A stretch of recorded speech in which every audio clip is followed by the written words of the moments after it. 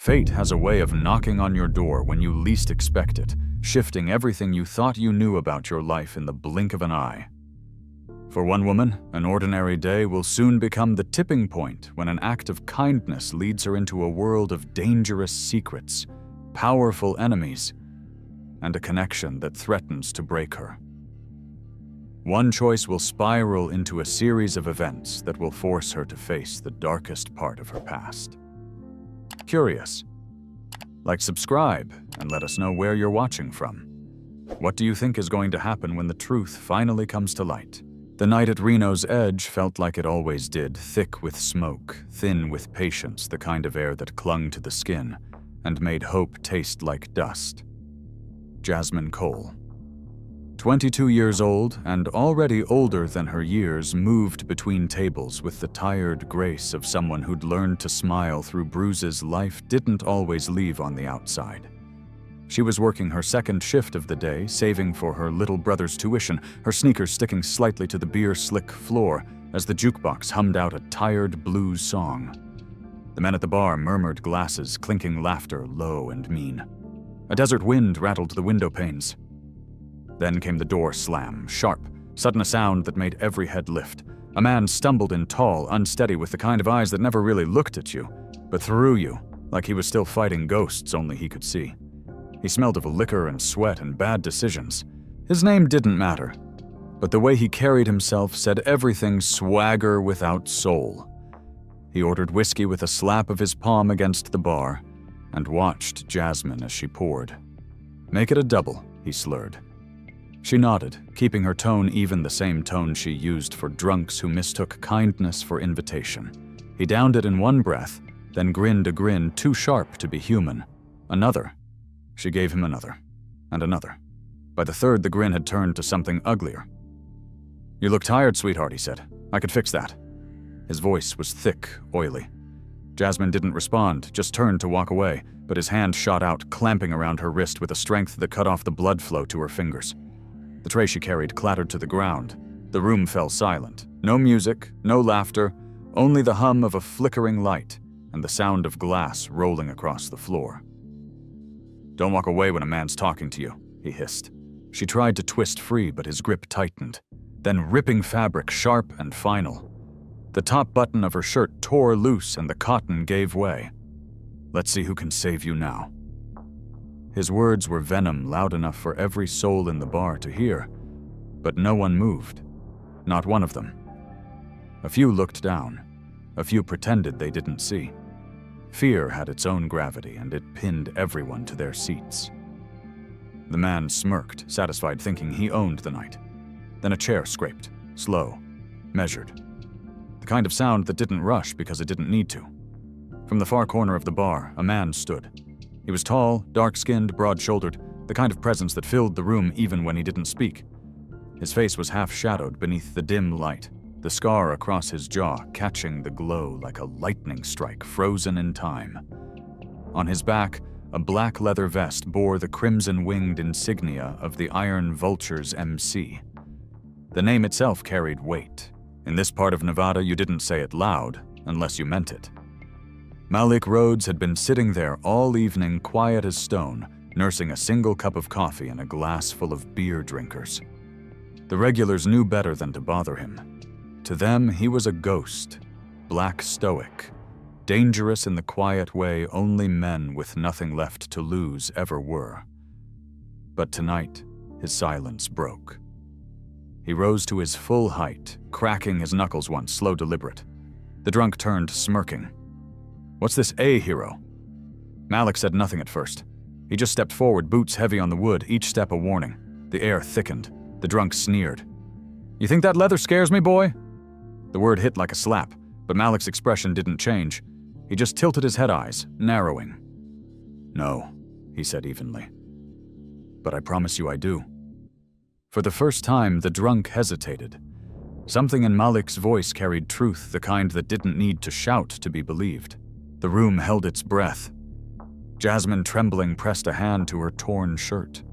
Her heart pounded so loud she could hear it over the silence. The drunk barked a laugh, trying to recover his swagger. "You don't know who you're messing with. I used to wear a badge. The words hung there like a bad smell. That was the first twist. The drunk wasn't just any man. He'd been an officer once, a name whispered among the locals fired years ago for assaulting a woman in this very bar. Malik's jaw clenched. He'd heard the story. He'd seen the aftermath. The scar on his cheek burned with the memory of his own mistakes, his own helplessness. "Then you should know better," Malik said quietly. And then he moved. Not fast, just enough. A shove, a swing, a single solid hit that dropped the man to the ground. He didn't hit him twice. Didn't need to. The ex-cop hit the floor hard, groaning. Jasmine gasped, stepping back as Malik's shadow fell across both of them. "You picked the wrong bar," Malik said, voice steady, deep. "And the wrong girl." He turned to Jasmine, eyes softening. "You all right, ma'am?" She nodded, still shaking. Her lips parted, but no sound came. Malik shrugged off his jacket and placed it around her shoulders, turning to the bartender. "Call it in." The bartender nodded wordlessly, already reaching for the phone. The drunk on the floor tried to rise, cursing, but Malik just looked down at him and said, "Stay there." The tone alone was enough to keep him down. Outside, a siren wailed faintly in the distance, growing louder. Jasmine looked at Malik, the quiet giant who'd just stepped out of the shadows for her, and for a moment their eyes met, and something like understanding passed between them. The night outside Reno's Edge had turned cold. By the time the police dragged the drunk away in cuffs, his face bloodied his pride even more so. The flashing red and blue lights washed over the cracked windows, casting the bar in alternating shades of guilt and relief. Jasmine sat at the counter, Malik's jacket still around her shoulders, her hands shaking around a cup of coffee she hadn't touched. Her mind was a blur of fear, shock, and disbelief that anyone, especially a man like him, had actually stood up for her. Malik stood apart, leaning against the far wall, answering questions from the officer with that same even calm, his deep voice steady. The sergeant, an old man with gray stubble and wary eyes, finally gave him a nod and left without pressing charges. The door closed and the silence returned. Malik stepped toward Jasmine, his boots heavy on the floorboards, the weight of every step echoing with the kind of authority that didn't come from power, but from pain carried too long. "You okay?" he asked, his voice softer than before, almost careful. Jasmine nodded, though her throat still felt tight. "You didn't have to do that," she said. Malik gave a faint, humorless smile. "Yeah, I did." He started to turn away, but something made him stop, a flash of gold around her neck. A small pendant, dull from age, but still shining faintly in the neon glow. His breath caught. It was the same design he'd seen once before, years ago, clutched in the hand of his sister when she disappeared into the night and never came back. He blinked, the image of her face flickering in his mind like an old film reel, her laughter the promise he'd failed to keep. "Where'd you get that?" he asked, his tone suddenly sharper. Jasmine touched the pendant instinctively, then looked down at it. "It was my mom's," she said quietly. "She gave it to me before she passed." Why, Malik's jaw tensed, but he said nothing more. He didn't know what to say. The odds were impossible, but his gut told him nothing tonight was coincidence. He nodded once. "Looks good on you," he muttered, turning away before she could ask anything else. The bartender, a heavy-set man with a limp, slid Jasmine a napkin with a shaky smile. "You're lucky he was here," he said under his breath. "That man's been through things none of us would survive." Jasmine wanted to ask more, but Malik was already heading toward the door. She called out, "Wait." He paused, one hand on the handle. "Can I at least know your name, Malik?" he said simply. Then, after a moment, he added, "Rhodes." He stepped out into the cold, the door swinging shut behind him, the sound of his boots fading into the distance. Jasmine stared at the pendant again, her heart thudding harder than before. The next few days passed in a blur. The bar reopened, pretending nothing had happened. The whispers followed Jasmine everywhere. Some called her brave, others called her cursed. But every night she caught herself looking toward that corner booth, half expecting Malik to be there again, his dark eyes watching quietly over her. A week later, on her day off, she found herself driving out toward the edge of town, where the desert began swallowing the highway. She didn't know why, maybe curiosity, maybe gratitude, but she'd overheard someone at the bar mention the Iron Vulture's garage, an old auto shop that had turned into their hangout. The place looked abandoned from a distance, but closer up it was alive with noise metal clanging engines, roaring music playing low. The logo on the sign, a red-winged vulture gripping a gear, matched the emblem on Malik's jacket. She parked her old sedan and hesitated before stepping out. A couple of bikers eyed her as she approached, wary but not unkind. "You lost sweetheart?" one asked. "I'm looking for Malik," she said. They exchanged glances, then one nodded toward the back. "He's in the shop." Inside, Malik was working under a motorcycle, oil-stained gloves on his hands, his scar catching the light as he leaned into the engine. When he looked up and saw her, his expression didn't change, but his eyes softened just a little. "Didn't think I'd see you again," he said. Jasmine smiled faintly. "I brought something." She lifted a small paper bag. "It's peach cobbler, my mom's recipe." Malik chuckled low. "You didn't have to do that. I know," she said, "but I wanted to." He wiped his hands, took the bag, and set it on the workbench. "You really didn't need to drive all the way out here for that," he said. "I didn't," she admitted. "I came to say thank you for that night." Malik leaned against the bench, crossing his arms. "You don't owe me that," he said. "Nobody does." "Then why did you do it?" she asked. He hesitated before answering. "Because I already buried one woman because no one stood up." The words hit the air like gravel. For a moment, the noise from outside faded, replaced by the hum of memory neither of them wanted to name. Jasmine didn't know what to say. She looked at him differently now, not as a savior, but as someone who carried his own ghosts. Malik picked up a wrench, turning it in his hand, eyes fixed on the floor. "You should go home before it gets dark," he said quietly. The morning sun came harsh through the blinds of Malik's apartment, a converted warehouse that smelled like oil, gunmetal, and burnt coffee. He hadn't slept. His mind replayed Jasmine's pendant, the cobbler she'd brought, and her words about her mother. There was something in her eyes that wouldn't leave him, something familiar, like the shadow of a memory he'd buried too deep. The city outside was waking, but for Malik, the noise of engines and sirens never really stopped. It just shifted rhythm. He'd been a Marine once before the Corps spat him out and left him chasing quiet in the roar of motorcycles. The Iron Vultures had become his family, his redemption, his cage. Now somehow this girl had cracked that silence open again. By afternoon, word spread fast. The ex-cop who attacked Jasmine had made bail. He had bragged to the wrong people that he planned to come back not to the bar, but to settle the score with the black biker who thought he was a hero. Malik heard it from Darius, one of his brothers in the club, a man built like a tank but with the patience of a preacher. "He's been asking about you," Mal Darius said, flicking ash from his cigarette. "Word is he's got friends." Malik didn't flinch. "Let him come." Darius shook his head. "Don't give him that chance. You know how this ends." Malik looked past him at the desert horizon. It already ended once. Maybe it's time it ends right. That night, Malik drove to Reno's edge. The bar looked the same except for a small crack on the wall near where the glass had shattered. Jasmine wasn't working. He'd made sure of that. The bartender glanced up when Malik walked in. "He's here," he murmured, nodding towards the pool table.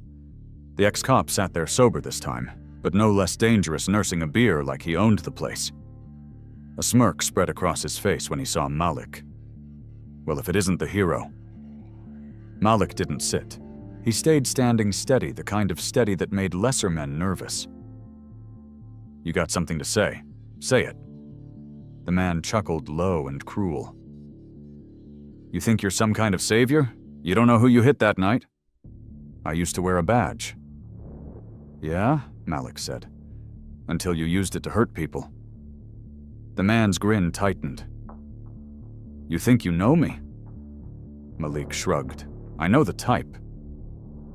The air thickened. Patrons near the wall quietly slid their drinks aside, sensing what was coming. The drunk rose, puffing his chest out, his hand twitching near his belt, where a knife glinted. "You think this is your town, boy?" The slur hit the air like poison. Malik's fists clenched, his pulse steady but fierce. "It's nobody's town," he said. "Just a place for broken men trying not to make things worse." "Then stop pretending you're better than the rest of us," the man growled, stepping closer. "You and your little club, all patch and no soul." Malik didn't answer. He just stared, the silence between them heavier than any words. The man swung first, wild and sloppy. Malik ducked the movement, smooth, instinctive, then came up hard. His fist connected with the man's jaw, and the crack echoed through the bar like thunder. The man hit the floor hard, his shirt tearing open as he fell. That was when Malik saw it. The ink spread across the man's chest, a black vulture with crossed knives beneath it. But not the iron vultures. This one was older, meaner. Malik froze for a split second, the emblem dragging him back to another night, another fire. He was 16 when that symbol last burned into his life. It was painted on the side of a truck that circled his mother's house before it went up in flames. The memory hit like a punch, his mother's scream, the smell of smoke, his own helpless hands trying to break the window. He staggered back, heart pounding. The man groaned, half-conscious, smirking through blood. "Didn't think you'd remember me." Malik's stomach turned cold.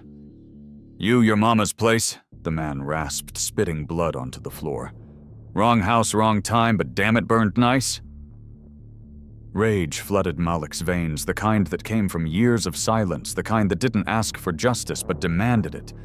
He crouched, grabbed the man by his collar and hissed, "You think it made you powerful, burning down what you couldn't understand." The man laughed weakly. "It made me alive." A voice behind Malik broke the trance. "Malik, don't!" It was Darius standing near the door, one hand raised, his expression steady but pleading. "He's not worth the prison time, brother." Malik's grip loosened. The man slumped to the floor again, groaning. "You think you're a hero?" he muttered. Malik stood his jaw tight. "No," he said. "Just tired of watching people like you win." He turned and walked out the bar, so quiet you could hear the hum of the lights. Outside, the air was cool and sharp. The stars spread like old scars across the sky. Darius caught up to him. "You knew him," he said.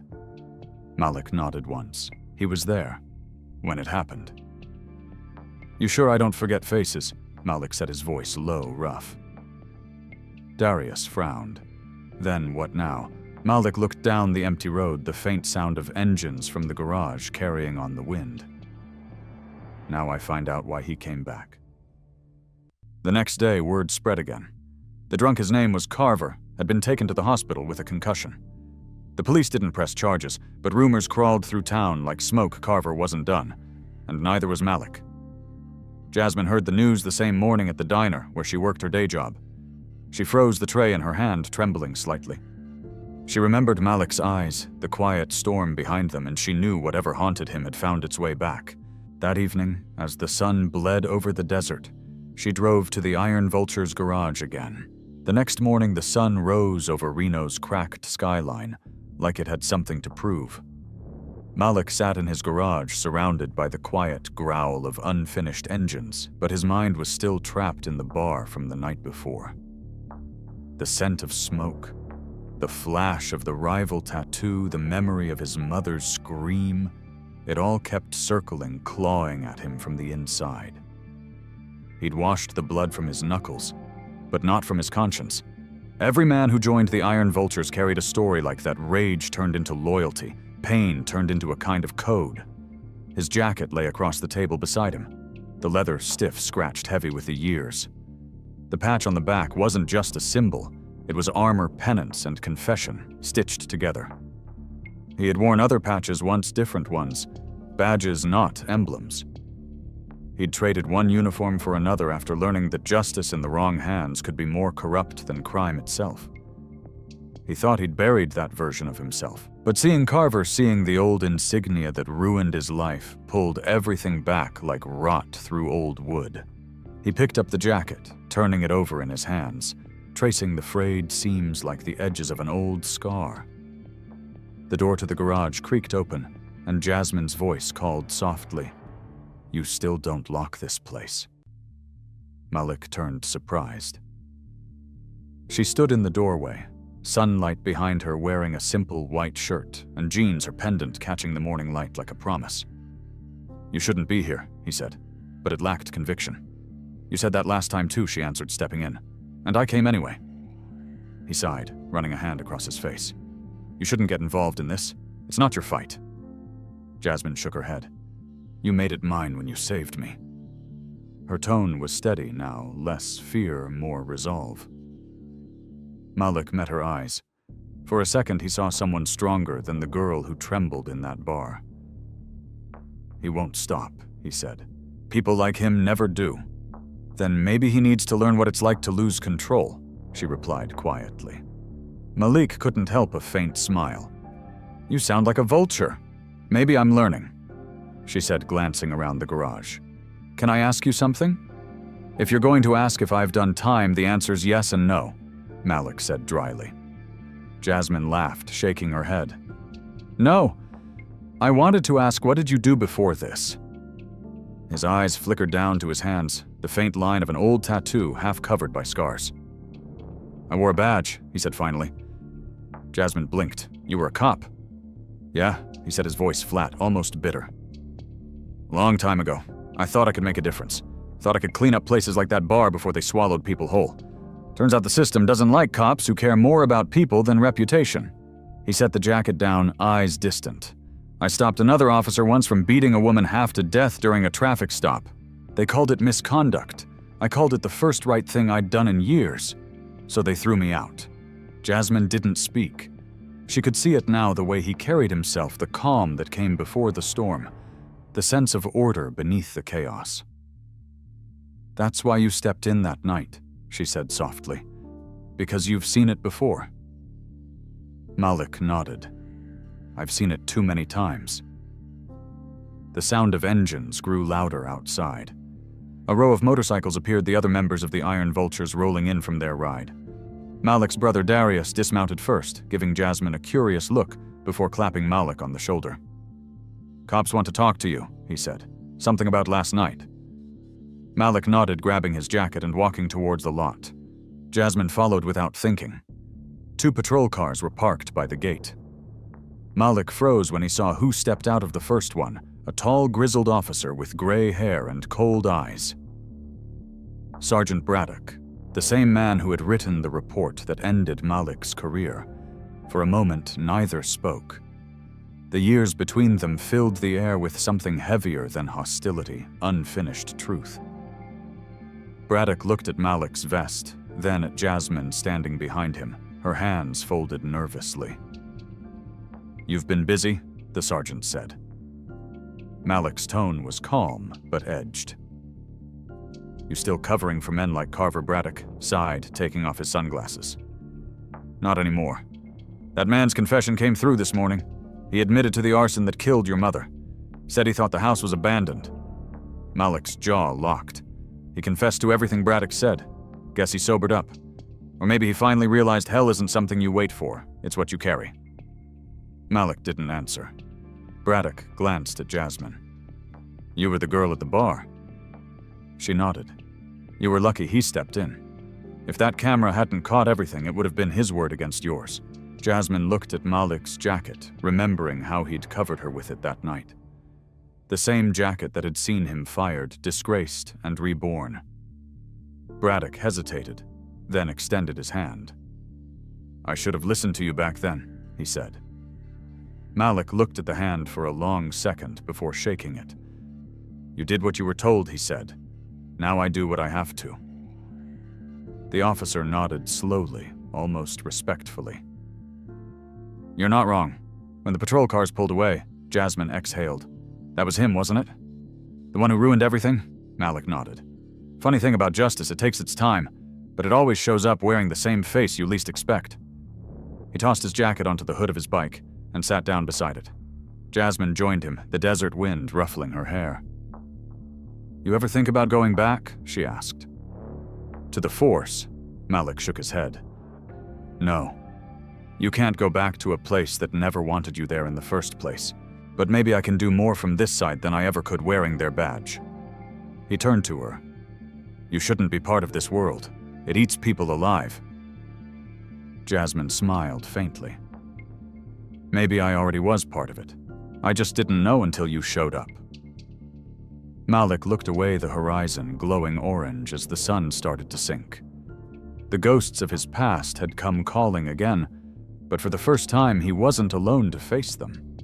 He picked up his jacket, held it out to her, and said quietly, "Then hold this for me."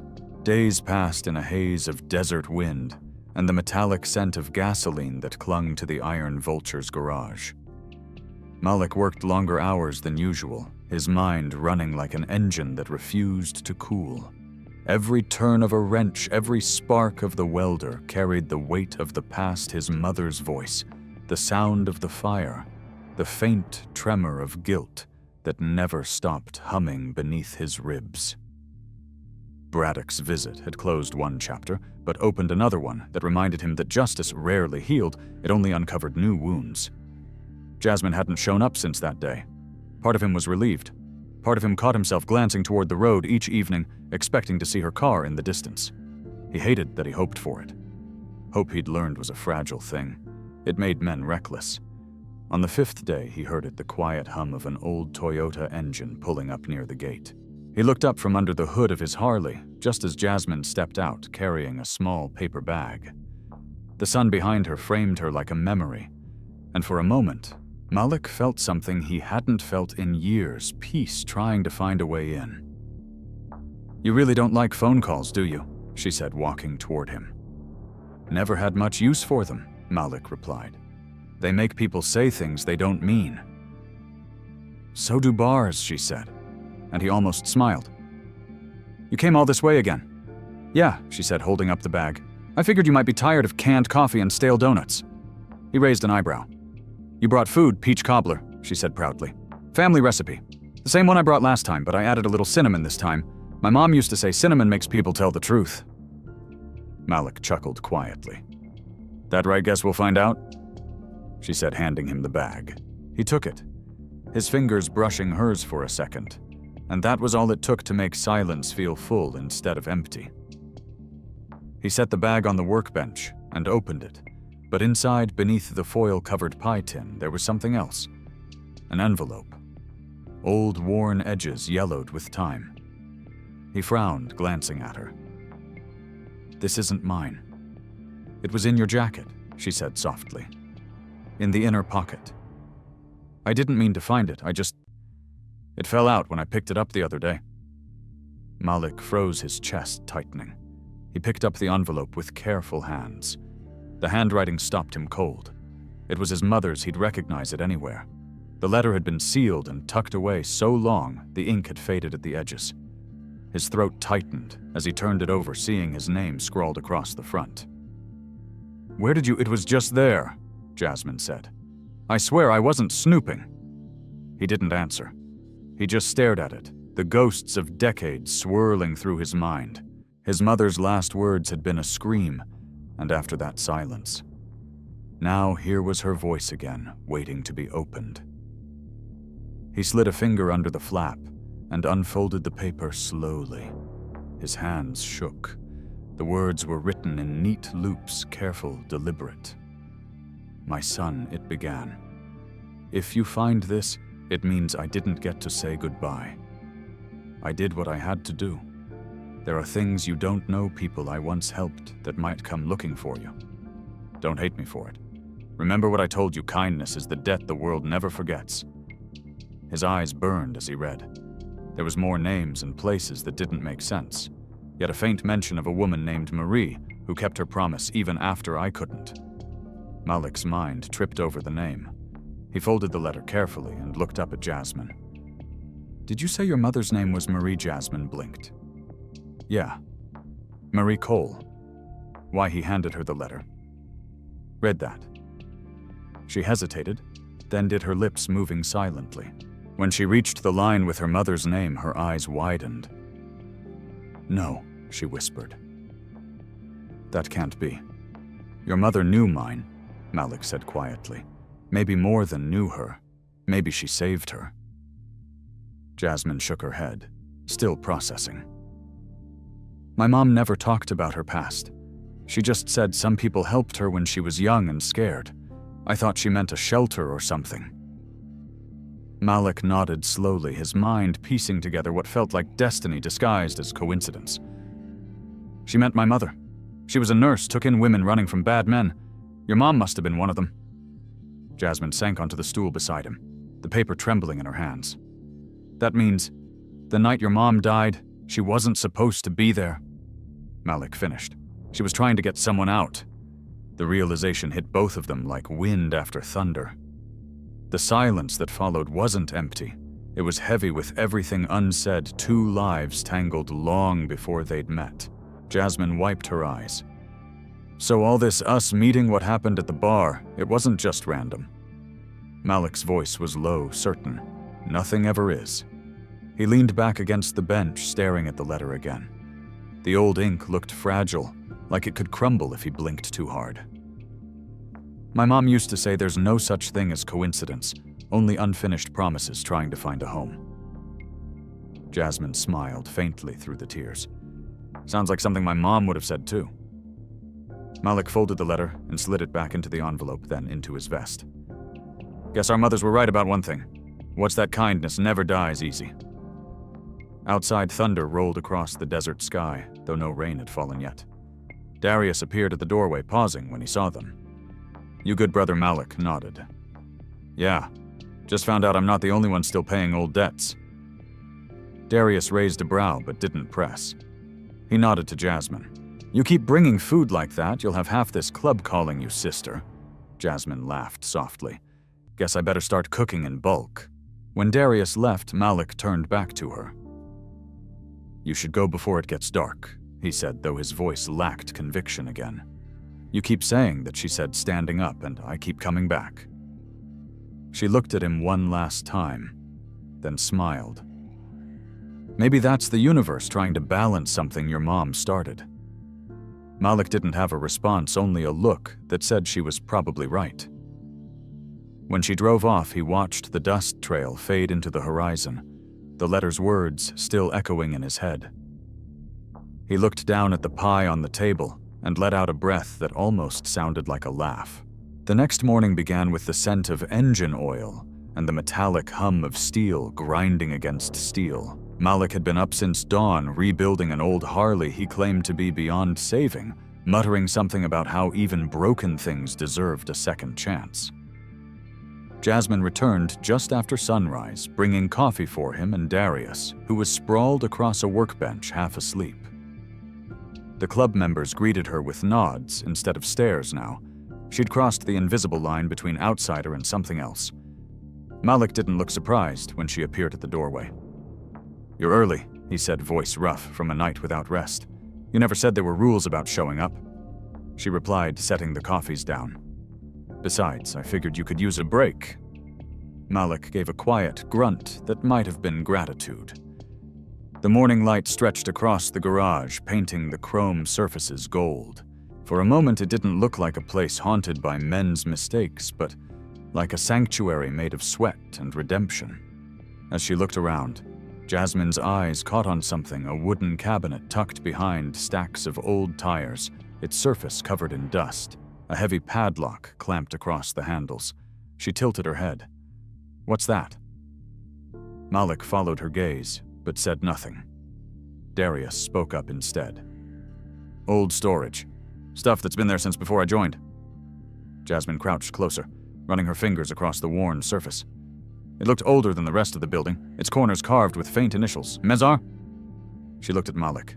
Your initials. He sighed, setting his wrench down. It belonged to my mother. My brothers kept it after she died. Never had the guts to open it. Why not? Because sometimes ghosts are better left asleep, he said. She met his gaze. Or maybe they're waiting for someone to wake them up. The air shifted, the quiet thrum of machines fading into something heavier. Malik hesitated, then grabbed a crowbar and wedged it beneath the lock. With one sharp pull, the metal snapped. The doors creaked open. Inside were stacks of old folders. Photographs, letters, years of handwritten notes organized by trembling hands. Jasmine lifted the top folder, her breath catching. as she read the label Women's Outreach 1986. Inside were Polaroids of bruised faces, notes about shelter addresses, police reports that had never been filed. Malik's mother had been documenting every woman she helped, keeping records when the system refused to. Malik stepped beside her, silent. His jaw tightened as he flipped through the papers, recognizing his mother's careful handwriting. "She never stopped," he murmured, "even when it got her killed." Jasmine turned another page and froze. There was a picture of a young woman holding a baby standing beside Malik's mother. The woman's eyes were unmistakable, bright, kind, and familiar. "That's my mom," Jasmine whispered, tracing the faded outline of her mother's smile. Beneath the photo was a note written in careful script, Marie Colsafe now. Moving her to Reno. Promise kept. Jasmine's throat closed. Malik took the photo gently, his hand trembling. "She was the last one my mother helped," he said. "The night the house burned, she was trying to get her out. That's why she didn't make it." Jasmine pressed her palm to her mouth, tears stinging her eyes. The truth sat heavy between them, not just tragedy, but connection, a lineage of protection and sacrifice neither of them had asked for, but were now bound to continue. Malik set the folder aside and looked around the garage. "After she died, some of her friends came together," he said. "They were bikers, misfits, veterans, people nobody else wanted. They made a promise to keep helping the ones she couldn't. That's how the Iron Vulture started." Jasmine looked around with new eyes. The rough men covered in tattoos and scars weren't criminals. They were guardians wearing their pain like armor. "So you've been helping people all this time," she said softly. Malik shrugged. "Some of us. Not all. We lost our way for a while. Anger does that to men, but lately, we've been trying to make it right." Darius leaned against the doorframe, sipping his coffee. "We don't just fix bikes, sweetheart. We fix people quietly when nobody else will." Jasmine smiled through her tears. "Then maybe your mother's still here, in all of this." Malik nodded his eyes on the photo. "Maybe."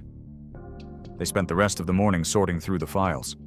Some folders were marked with names they recognized, others were just initials, women who'd vanished or moved on. There were receipts for donations, letters of gratitude, even sketches of the safe houses Malik's mother had built with her own hands. Each page was a testament to the quiet heroism no one had ever written about. Around noon, Jasmine found a faded leather notebook wedged behind a box. Inside, Malik's mother had written thoughts more personal than any report. "The world doesn't need saints," one entry read. "It needs people too stubborn to stop caring." Jasmine read it aloud, her voice trembling. Malik smiled faintly. "That sounds like her." She turned another page. There, tucked between the sheets, was a photo of a little boy sitting on a porch, grinning, missing his front tooth. Malik looked down at it and laughed, a soft, genuine sound she hadn't heard from him before. "That was me," he said.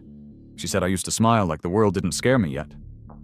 Jasmine closed the notebook carefully and handed it to him. "Then maybe it's time you learned to smile like that again." Malik looked at her, the warmth of her words cutting through the cold armor he'd built around his heart. "You sound like her too," he said. "You don't even know how much." Outside, the rumble of bikes grew louder. The rest of the club had returned from a run. When they saw the open cabinet and the scattered papers, they didn't scold, they joined. One by one, men hardened by life's weight began picking up the pieces of Malik's mother's work, sorting, reading, remembering. Jasmine watched as rough hands handled delicate pages, as silence turned into quiet reverence. "She'd be proud of you," Jasmine said. Malik shook his head. "She'd be proud of all of us." As the day turned to evening, they burned incense near the open cabinet, a ritual Darius said his grandmother used to do to clear old spirits. The smoke curled upward, soft and silver, blending with the last orange light of the sunset. Jasmine stood beside Malik, the folder with her mother's photo pressed to her chest. "It feels like they're both here," she said. Malik nodded, his gaze steady on the horizon. "They are." In that moment, it didn't matter that they came from different worlds. Him from the road, her from survival. The day of the charity ride began before sunrise, the air still cool enough to taste of dust and gasoline. The Iron Vulture's garage buzzed with motion engines, revving men checking tire pressure, hands moving in silent coordination. This was the first time in years they were riding not for dominance or defense, but for purpose. Malik stood at the front of the line, his leather vest newly cleaned, the patches re-sewn by Jasmine the night before. The faint smell of her cinnamon pie lingered in the fabric, an odd comfort in a place built from noise and steel.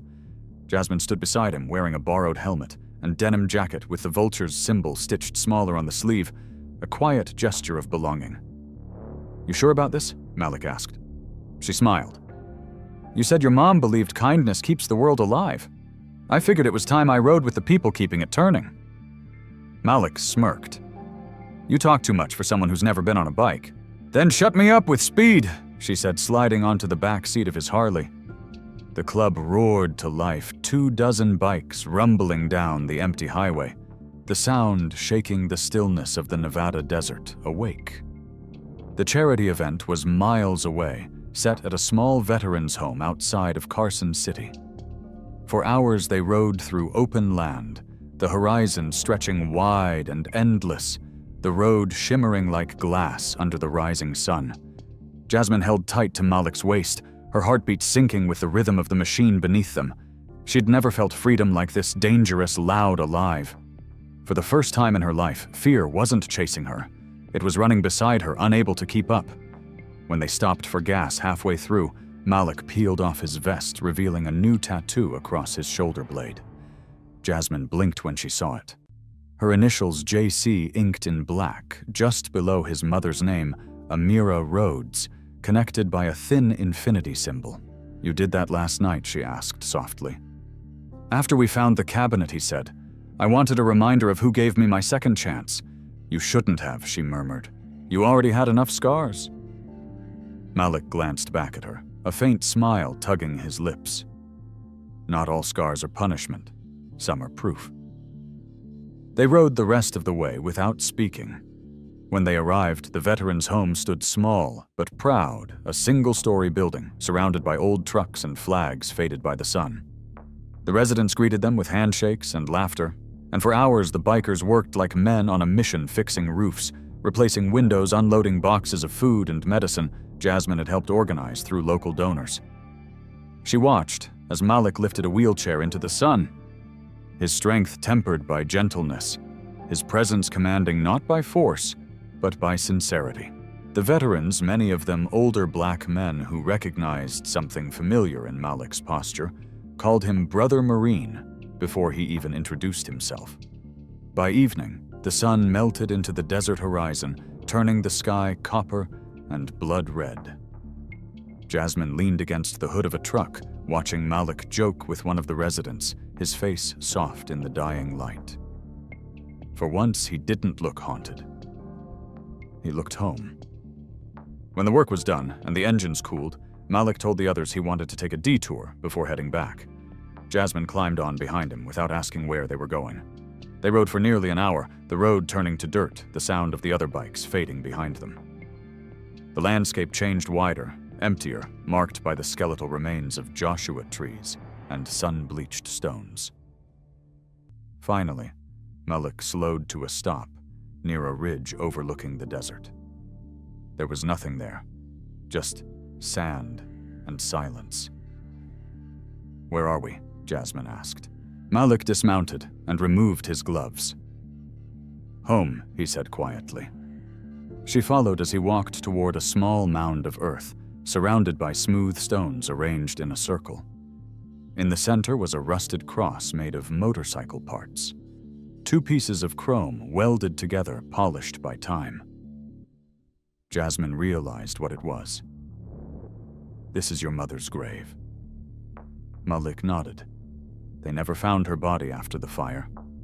I came back years later, sifted through what was left, buried what I could. The rest I keep here." His voice didn't break, but his eyes were glass. Jasmine knelt beside the cross, tracing the initials carved into one of the stones. "AR. She deserved better," she whispered. "She got the best she could," Malik said. "Freedom, that's more than most people get." He reached into his saddlebag and pulled out something wrapped in foil, the last piece of peach cobbler Jasmine had made for him. He unwrapped it carefully and placed it at the base of the cross. "You said cinnamon makes people tell the truth," he said quietly. "Well, here's mine. I spent my whole life trying to forget this place, but maybe forgetting was the problem." Jasmine stood her hand resting on his shoulder. "Then remember her this way," she said, "with something sweet instead of something burned." Malik looked at her, and for the first time his smile wasn't shadowed by pain. "You know she would have liked you. You say that about all the women who bring you pie. Only the ones who bring answers with it," he said, and she laughed softly. They stayed there as the sky deepened to indigo, the first stars appearing like scattered embers. The wind shifted, carrying the faint smell of rain, a rare mercy in Nevada. Malik knelt one more time, resting his palm on the cross. "Thank you," he murmured, though whether it was to his mother or to Jasmine, even he didn't know. As they rode back under the starlight, Jasmine pressed her head against his back, and he felt the weight of something that wasn't fear. It was peace, delicate and unfamiliar, but real. When they reached the outskirts of Reno, Malik pulled over by the overlook where the city lights shimmered like spilled fire. The following week passed in uneasy quiet, the kind of silence that comes before storms. The charity ride had given Malik and the Iron Vultures a renewed sense of purpose, but in Reno, peace never lasted long. Malik spent his days working on bikes, his nights riding through the outskirts with Jasmine close behind, both of them trying to hold on to the fragile calm they had built from ashes. Yet under that calm, Malik could feel the tremor of something coming.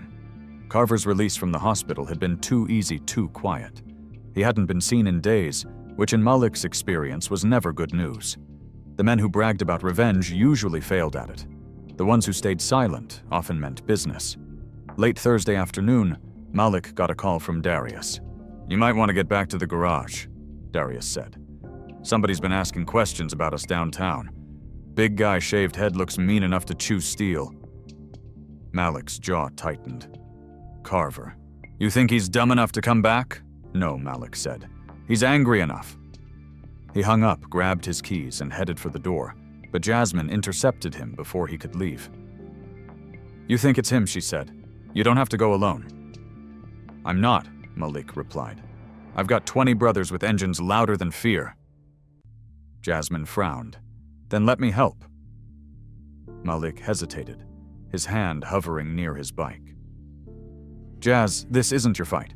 You said that before," she said, "and you were wrong." He studied her for a long moment, the stubborn light in her eyes matching the same fire his mother used to have. Finally, he nodded. "Fine, but you stay behind me no matter what." They rode to the garage as the sun began to sink, painting the desert sky in streaks of copper and violet.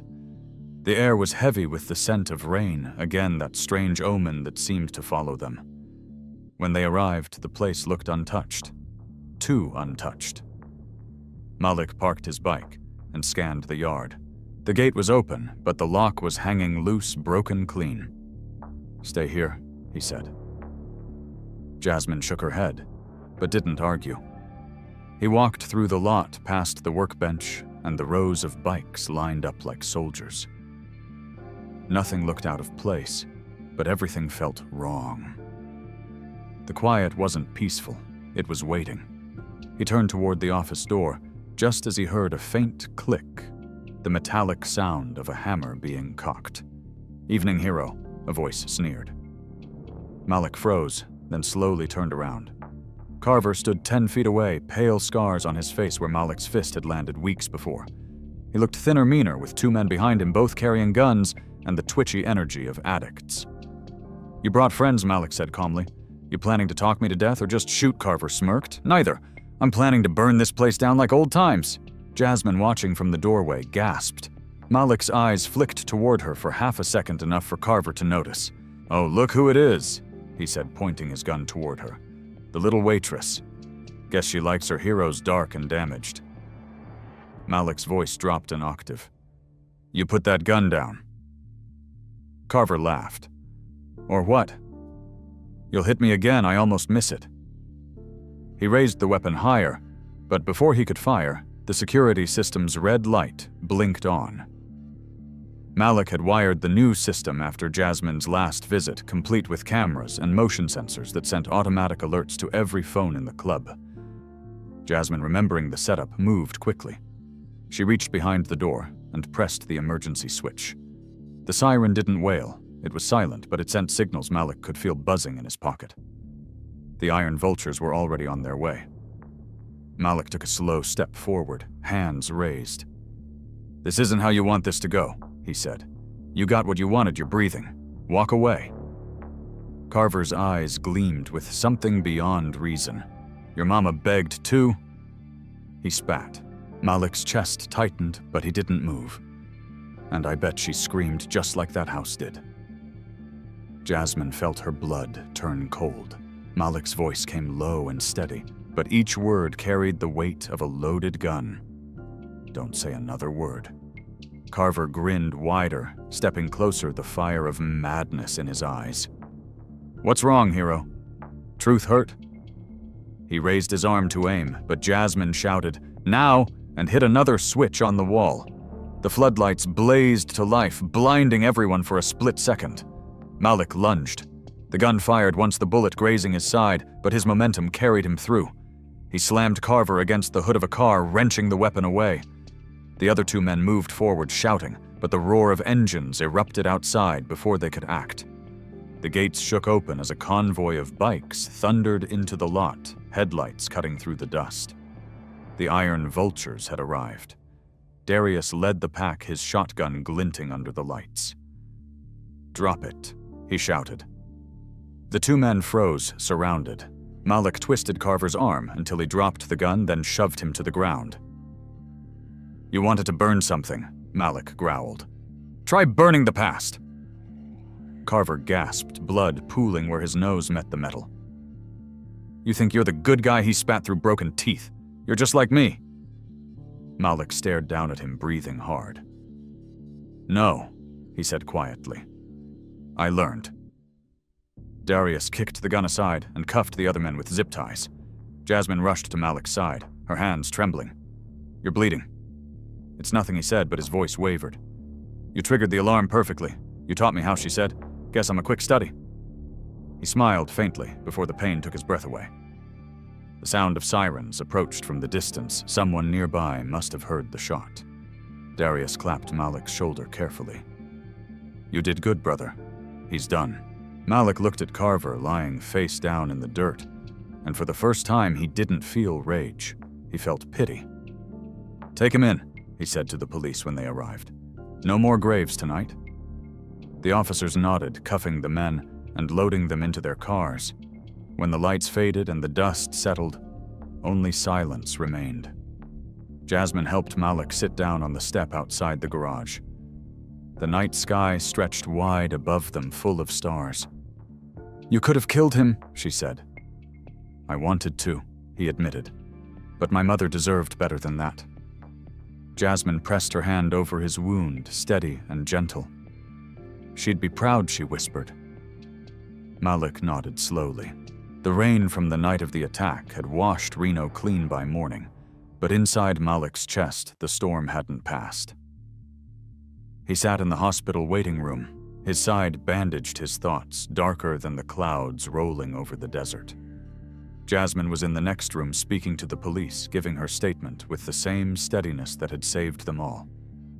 He watched her through the glass, her profile calm, her words firm. She wasn't the frightened waitress anymore. She was something else, stronger, sharper, unbreakable.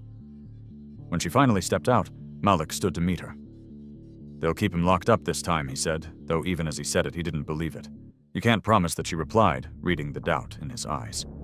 "But I'm not afraid anymore." He wanted to believe her. For 2 weeks, things stayed quiet. The iron vultures rebuilt the damage to the garage. The police tightened patrols, and Malik healed slower than his pride liked. He was back to working nights again, but now Jasmine worked beside him, helping catalog the files they'd recovered from his mother's cabinet. Every night they talked about starting something bigger, a new shelter maybe in her mother's name, something that would turn their pain into purpose. But peace in Reno was always temporary. Late one afternoon, as Jasmine was finishing her shift at the diner on 4th Street, a black truck pulled into the parking lot. The sound of its engine made her stomach twist, though she didn't know why at first. Then she saw him step out. Carver. He looked worse than before, eyes, sunken hair unkempt, the kind of man eaten alive by his own hatred. He wasn't supposed to be free, but money had a way of making bars bend. The other customers kept eating, oblivious. Jasmine froze for only a second before her body took over. She set down the coffee pot and walked toward the counter. Her pulse steady, her steps slow. Carver grinned when he saw her. "You look surprised," he said, voice low and jagged. "What's the matter? Thought you were safe now that you got your little biker boyfriend to fight your battles?" Jasmine didn't respond. She wiped the counter, her back straight. "You should leave," she said. "You don't belong here." "Neither do you," he sneered, stepping closer. "You think saving a few veterans makes you some kind of saint? You're still nothing. Just a scared little girl who hides behind men." Jasmine met his eyes, her voice calm as a whisper, but sharp as a blade. "You're wrong. I stopped hiding the moment you touched me." He smirked, trying to regain control. "You really think that jacket he gave you makes you one of them?" "No," she said. "My choices do." He frowned, thrown off balance. "You really believe you're better than me?" "I don't have to be," she said. "I just have to stop being afraid of you." His hand twitched toward his pocket. Jasmine saw the glint before he even pulled it out, a small knife, cheap, shaking in his grasp. The air in the diner froze. The waitress at the register gasped. Someone dropped a spoon. But Jasmine didn't move. She stepped closer instead. "You know what your problem is, Carver," she said, her tone even. "You mistake fear for power. You think hurting people makes you stronger, but it only makes you smaller." His hand trembled. "You don't talk to me like that." "I just did," she said, "and you can't stop me." He took another step forward, knife raised halfway, and she didn't flinch. Her gaze locked on his steady, unblinking. "You can't scare me anymore," she said. "You already lost." For the first time, Carver hesitated. The room was silent, except for the hum of the neon light overhead. Jasmine's voice softened, cutting through the tension. "You could walk away right now. That's the last mercy you'll ever get." Carver's jaw clenched. The knife shook harder, and then slowly he dropped it onto the floor. It clattered once loud as thunder before settling still. He looked at her like a man seeing his reflection for the first time, realizing there was nothing worth admiring. He turned and walked out without another word. Only when the door swung shut behind him did Jasmine exhale. The sound of a motorcycle engine broke the silence outside a second later. Malik's Harley. He burst through the door, scanning the room, hand still near his holster. "Jasmine," he said, eyes wide, "are you okay?" She smiled faintly. "You're late." Malik looked down and saw the knife on the floor. "He was here." "He was," she said. "And he left." Malik's brow furrowed. "What did you do?" "I didn't do anything," she said softly. "I just didn't run." He looked at her for a long moment, the realization dawning slowly. The fear that had once owned her was gone. "You faced him alone," he said. "You didn't need me." "That's not true," she said. "I'll always need you, just not to fight for me." He exhaled the weight of pride and relief, mixing until he couldn't tell them apart. "You sound like my mother," he said finally. "She used to say strength isn't in how loud you yell, but in how quiet you stand when someone's trying to break you." Jasmine smiled. "Guess she raised both of us in a way." Malik knelt, picking up the knife. "He won't come back," he said. "He knows now." "No," Jasmine said. "He learned." The police came later taking statements, but there wasn't much to say. The cameras caught everything, including the moment Carver dropped the blade. The footage went viral within hours, spreading across social media with captions like, "The waitress who didn't flinch." Reporters came looking for her story, but Jasmine refused to give interviews. She told them it's not about being brave. It's about being done with fear. That night, Malik and Jasmine sat outside the garage beneath the same stars that had watched over every battle they'd fought. "I thought I was supposed to protect you," he said quietly. "You did," she replied. "You showed me how to protect myself." He looked at her, pride flickering in his eyes. "You sure you don't want to join the club?" You've already earned the patch." She laughed softly. "Maybe one day. For now, I just like being someone who doesn't need saving." The wind picked up, carrying the scent of rain again, the desert's eternal rhythm of destruction and renewal. Malik leaned back, closing his eyes. "You changed everything," he said. "No," she said. "You just finally saw what was always there." The quiet between them wasn't empty. It was peaceful. Two people once broken by the world, now sitting in the heart of it, unafraid. Somewhere out there, the ghosts of their mothers were smiling. The desert never forgot. The sun rose over Reno like a slow confession, painting the steel rooftops in gold and dust as the iron vultures gathered at the garage for what they called the final run of the season. Malik stood beside his Harley, his wound fully healed, but his heart still learning how to be quiet again. Jasmine walked toward him, carrying a worn envelope, her expression thoughtful. She had found it tucked inside the cabinet the night before, behind the last stack of records from his mother's files. "You left this," she said. "Thought you might want to see it before we go." Malik took the envelope, brow furrowing. It was sealed with wax so old it crumbled at his touch. Inside was a faded photograph, two young women standing arm in arm, smiling beneath a handwritten sign that read, "Future Home of Amira's Refuge." His mother, Amira Rhodes, was on the left, her hair wrapped in a bright scarf. Beside her was Jasmine's mother, Marie Cole, holding the same pendant Jasmine now wore. Malik's breath caught. "They built this place together," Jasmine said quietly. "Before the fire, before everything." Malik turned the photo over. On the back was a line written in Amira's handwriting. "If kindness survives, so do we." Jasmine looked up at him. "I think it's time we finish what they started." Those words stayed with him all day. As the club prepared for the ride, he pulled Darius aside and showed him the photograph. "We're not done," he said. Darius studied the image, then nodded. "Then let's make it right." The Iron Vultures set out at dawn, heading toward the outskirts where Malik's mother's old house still stood in ruins, a hollow shell of memory burned black by time. The ride was silent, the engines carrying the sound of purpose instead of anger. When they arrived, the air was dry and still. The house's foundation remained the bones of something sacred, refusing to disappear. Malik dismounted, staring at the cracked doorway that had once led to his childhood kitchen. He could almost hear his mother humming, smell her cornbread cooling on the counter, see her smile, even in the ashes. Jasmine stepped beside him, holding his hand. "It's still standing," she said. "So are we," he replied. The rest of the club began unloading supplies. Wood tools, paint new locks. Nobody needed instructions. They just started working. For hours, the sound of hammers echoed through the desert as broken men rebuilt something holy. Jasmine painted the doorway white again. Malik fixed the roof beam that had collapsed the night of the fire. Darius hung a new sign by the entrance, Amira's house, a place to begin again. When the last nail went in, Malik stood back, hands on his hips, eyes wet. The house wasn't perfect. It wasn't big, but it was alive again, breathing through every wall. "She'd be proud," Jasmine said. "No," Malik said softly. "She'd be grateful." That night, as the desert cooled and the stars came out one by one, the Iron Vultures held a bonfire behind the house. Old photographs were passed around, stories told, and silence shared, without shame. Jasmine sat beside Malik, her pendant glinting in the firelight.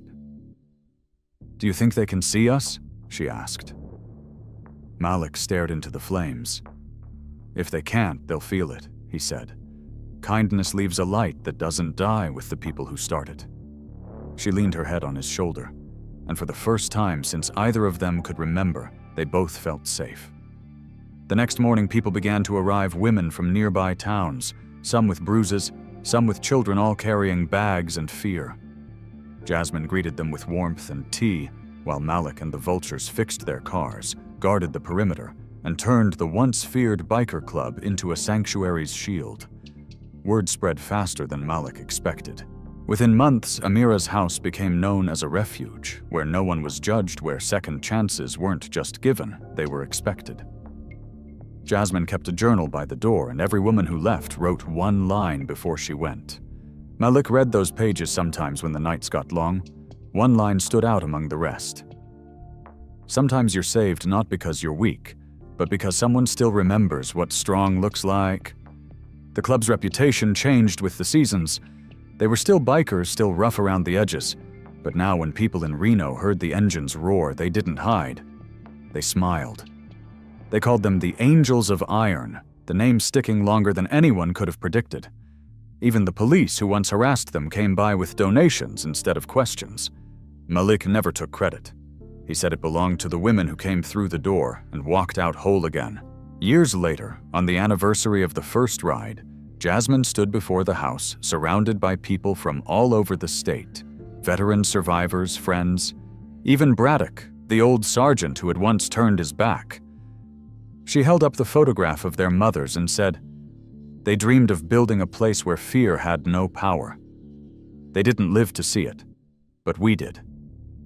And as long as we keep helping each other, they never really died." The crowd fell silent. Malik stood behind her leather jacket on hands folded. The wind caught her hair, and for a second she looked exactly like Marie, in the photo strong, defiant, radiant. When she finished speaking, Malik stepped forward holding something small. It was the pendant, hers. "You sure you want to give that up?" she asked. "Not giving it up," he said, passing it on. He turned to a young woman standing nearby, clutching a baby, her eyes red from tears. He placed the pendant in her hand. "This belonged to two women who never stopped believing in better days," he said. "Now it's yours. Just keep the circle going." The woman cried softly and nodded. Jasmine's eyes filled, but she smiled. When the crowd dispersed, Malik and Jasmine walked to the ridge behind the house where the desert opened wide and endless. The wind was cool, the sun low, painting their shadows long across the sand. "Funny," Jasmine said. "We started in a bar where no one stood up. Now we've built a place where no one has to fall." Malik smiled, his scar catching the light like a silver thread. "That's the thing about scars," he said. "They don't fade to make you forget. They fade to remind you that you survived." Jasmine took his hand, their fingers rough but steady. "So what now?" she asked. Malik looked toward the horizon, where the road disappeared into gold. "Now," he said, "we keep riding. There's always another soul out there looking for a place to begin again." They stood there in silence as the engine started behind them, the sound rolling across the valley like thunder, softened by grace. For once, the desert didn't echo loneliness, it echoed promise. The end. If you enjoyed this story, make sure to like and subscribe for more powerful tales. What did you think of the plot? Let us know where you're watching from, and share your thoughts in the comments below.